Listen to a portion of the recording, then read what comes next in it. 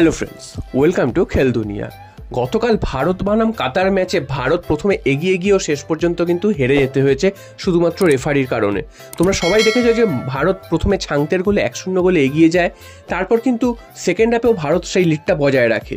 তবে ম্যাচে কিন্তু 72-73 মিনিট নাগাদ সব থেকে বড় চুরির ঘটনাটা ঘটে, সেটা হচ্ছে ভারত বিরুদ্ধে একটা ফ্রি কিক কাতার পায়। সেই ফ্রি কিক থেকে কাতার শটটা নেয় এবং হেডে কাতারের প্লেয়াররা সেই বলটা গুরপ্রীতের হাতে তুলে দেয়। গুরপ্রীত সেই বলটা রিসিভ করতে না পারলে সেই বলটা কিন্তু মাঠের বাইরে চলে যায় এবং সেই অবস্থায় থেকেই মাঠের বাইরে থেকে হঠাৎ করে বলটা টেনে নিয়ে তারা গোলে ঢুকিয়ে দেয় এবং রেফারি কিন্তু সেই গোলটা দিয়ে দেয় এবং ভারতের সমস্ত প্লেয়াররা তার বিরুদ্ধে আবেদন জানালেও রেফারি কিন্তু তাতে কর্ণপাত করেনি। রেফারি গোলের সিদ্ধান্তই বজায় রাখে, যার ফলে সেই মুহূর্তে 1-1 হয়ে যায় এবং খেলার মোমেন্টামটা পুরোটাই কিন্তু নষ্ট হয়ে যায়।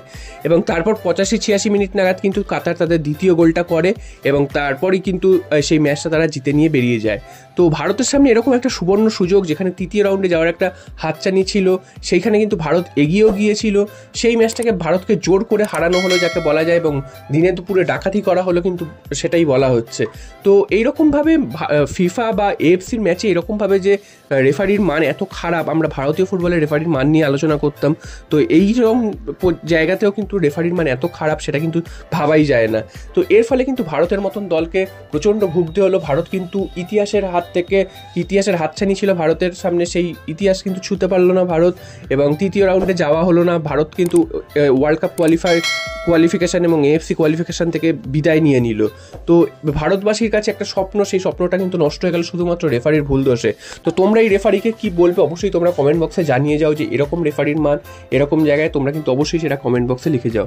এরপর চলে আসি মোহনবাগানের খবরে। তোমরা জানো যে মোহনবাগান গতকাল কোচ কে হবে সেটা কিন্তু নির্ধারণ করে দিয়েছে জোসে মলিনা। তো এই লোকটিকে কোচ করা হবে কেউই কিন্তু ভাবেনি, কারণ মোহনবাগান কিন্তু আরও বড় কোনো নামের জন্য অপেক্ষা করছিল, এরকমটাই কিন্তু সবাই জানতো। তবে হঠাৎ করেই গতকাল ঘোষণা করে দিয়েছে মলিনার নাম। মলিনা কিন্তু এর আগেও ভারতে কোচিং করিয়ে গেছে, তোমাদের কালকেরই আমি জানাচ্ছিলাম। তো তিনি কিন্তু এর আগে এটিকেতে কোচিং করিয়ে গেছেন, সেই বছর কিন্তু এটিকেতে এসে তিনি প্রথম বছরই তাদের চ্যাম্পিয়ন করেছিলেন এবং তারপরে কিন্তু তিনি আবার চলে গিয়েছিলেন অন্য জায়গায় কোচিং করাতে। তো লাস্টে তিনি কিন্তু স্পেনের জাতীয় দলের তিনি টেকনিক্যাল ডিরেক্টর ছিলেন।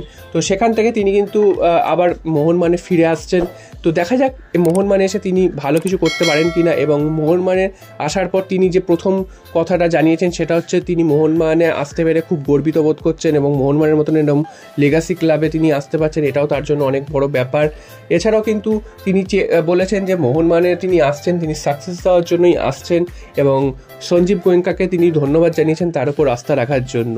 তো কোচ হওয়ার পর এই কথাটাই তিনি কিন্তু প্রথম জানিয়েছেন এবং দেখা যাক এই কোচ মোহনবাগানকে সাফল্য দিতে পারে কি না, কারণ হাবাস তিনি যে থাকবে না সেটা আগেই জানা গিয়েছিল এবং তারপর কিন্তু মোহনবাগান কোচের খোঁজ করছিল এবং সবার কাছেই একটা জোরালো দাবি ছিল যে কবে কোচের নাম ঘোষণা করা হবে এবং কার নাম ঘোষণা করা হবে। তো হঠাৎ করেই কালকের সারপ্রাইজ দিয়ে দেয় মোহনবাগান এবং জোসে মলিনার নাম ঘোষণা করা হয়। তো তোমরা কিন্তু অবশ্যই কমেন্টে জানিও জোসে মলিনাকে তোমাদের কেমন লাগে এবং জোসে মলিনা কি মোহনবাগানকে সাফল্য দিতে পারে।